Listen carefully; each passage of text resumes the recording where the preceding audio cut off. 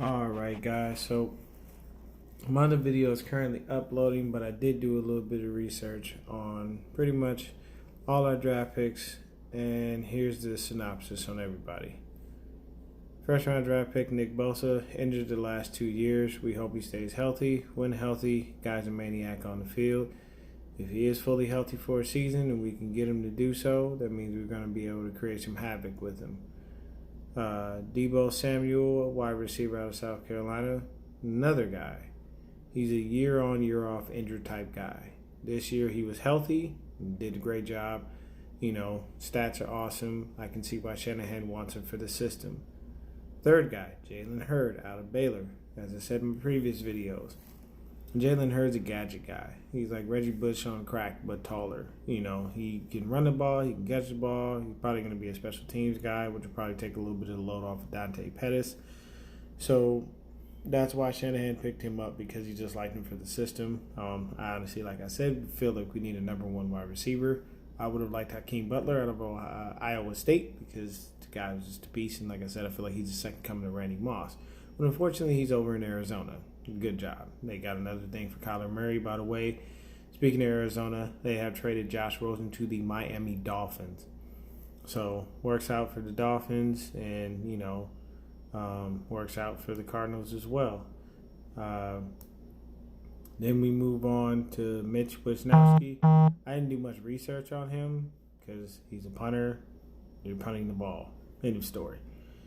Dre Greenlaw was mildly impressed with the stuff that I saw. All the tape that I watched, the things that I saw from Dre Greenlaw, looks like we picked ourselves up a really good linebacker. I like what I saw out of the guy. He makes a lot of sense as a pick, and looks like he'll be a lot more productive than Dakota Watson was. So I like the pick for Dre Greenlaw. If you haven't taken a look at some of his highlights, definitely want to take a look at those. Kid's pretty good, man. This kid, Justin Skule, I really couldn't find much on him. He's just an offensive tackle. So what I'm thinking is, like I said, we probably got Staley for at least 2, maybe 3 more years. He's probably going to be on year-to-year contracts because we don't know when he's going to retire. I mean, I'm pretty sure he's banking on at least trying to get at least 1 ring before he goes out, because he's been a stalwart at left tackle. He's been a perennial Pro Bowler, and he's done everything that he can for the organization. He's been faithful as we should be faithful to him. Tim Harris, cornerback out of Virginia. Here's my issue. A lot of the people that we drafted have injury history, and that's what annoys me. It drives me insane. I understand that injuries are freak accidents and you cannot control them. I get it. But if someone continues to get injured and they're not on the field, they can't produce. What the fuck is the point of drafting someone who cannot stay healthy? This is what kills me. And this is what Shanahan did in the offseason.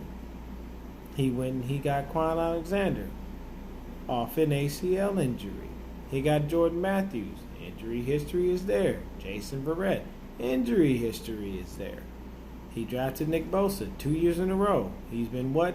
Injured. Deebo Samuel, off and on. Injured. Jalen Hurd seems to be fairly healthy. Mitch Wisnowski is a punter. I mean, the only way you're going to get injured as a punter is if you fuck up and kick too hard, or somebody hits you while you're punting the ball. So I don't think he's going to get injured. Dre Greenlaw. He missed a little bit of time, but not too much. So that's not too bad of a pick.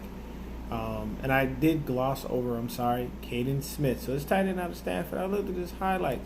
So I think that he's going to be a good complement to George Kittle if he can make the squad. Reason being, he's a possession receiver. He's not a blocking tight end per se. Kittle has both. Kittle can block and he can catch the ball. So maybe they'll help mold his blocking skills. But this kid, Caden Smith, if we're doing double tight end sets at any point, oh yeah, he's well worth every single point that we drafted him at. I didn't think we needed another tight end, but I guess they're trying to move on, and they'll probably keep, I think, Ross Dwelly, or we got another kid, I can't remember his name as a tight end, on the practice squad just as backups. But we'll see how Caden Smith does in the preseason. And Tim Harris. Tim Harris is another guy oft injured. He was a sixth-year senior, so I mean he didn't play much of any football. It's a couple years where we played like one game. So I guess looking at everything, I guess I can move it up to like a C minus as far as our draft. But I don't like the fact that we have all these injured players, and guys that can't stay healthy. John Lynch seems to have an affinity for these guys, and if you don't believe me, go look at these guys: Nick Bosa, Deebo Samuel, Tim Harris, even Greenlaw himself. Go look at these guys and take a look at everything that they have there, and tell me that you don't see that these dudes are injured and they don't get on the field very often to be able to produce for their squads. My thing is, you need a healthy player that's going to be able to produce, which is why I would have loved Josh Allen rather than Nick Bosa. He's been on the field and he's produced, and his production totals have increased every single year. So watching Tim Harris, though, I can see why they picked him up, because the guy is a sure tackler. All his highlights show that this guy is a maniac when he tackles, and he actually wraps up and tackles the proper way. And he'll take your head off if you let him. Pretty good with forcing some fumbles as well, and he played in the SEC, so he had good competition. So I think Tim Harris may or may not make the squad. We'll see. But that's pretty much it for our draft picks. So round 1, Nick Bosa. Round 2, Deebo Samuel. Round 3, Jalen Hurd. Round 4, Mitch Wisnowski. Round 5, Dre Greenlaw. Round 6, Caden Smith. Round 6, Justin Skule. Round 6, Tim Harris. So we drafted defensive end, 2 wide receivers, a punter, an outside linebacker, a tight end, and offensive tackle, and a cornerback. I love y'all. I love my Niners. Let's hope that this year is better than the last. We have to make the playoffs. If there's going to be questions in that front office of whether they made the right decision, we're giving Shanahan the job and or giving Lynch the job. Personally, I think it'll be John Lynch gone before Kyle Shanahan, strictly based on the fact that he's the one trying to bring the talent in, and he's the one screwing things up. And if our scouts are saying that these are viable guys and whatnot, they're not helping his case, because they're fucking up scouting the wrong type of people. You scouting a bunch of injured motherfuckers, and we need people on the field that's healthy and can play. So let's see what happens this year. I'm optimistic. As long as Jimmy G is healthy, and as long as we figure out what's going on in our backfield, we should be good to go. Wide receiver core is a little bit deeper with the addition of Deebo Samuel and Jalen Hurd. I'm pretty sure both of those guys will make the squad. So then that means that Marquise Goodwin, Kendrick Bourne, Trent Taylor, Richie James, and everybody else, the Dante Pettis, all the guys that we have on the squad right now, they're going to have to really push and work hard to get their spot. But other than that, y'all stay blessed, stay Niner faithful, stay healthy, continue to make sure that you live your best life, stay peaceful. Remember to find your peace in any and everything you do in life.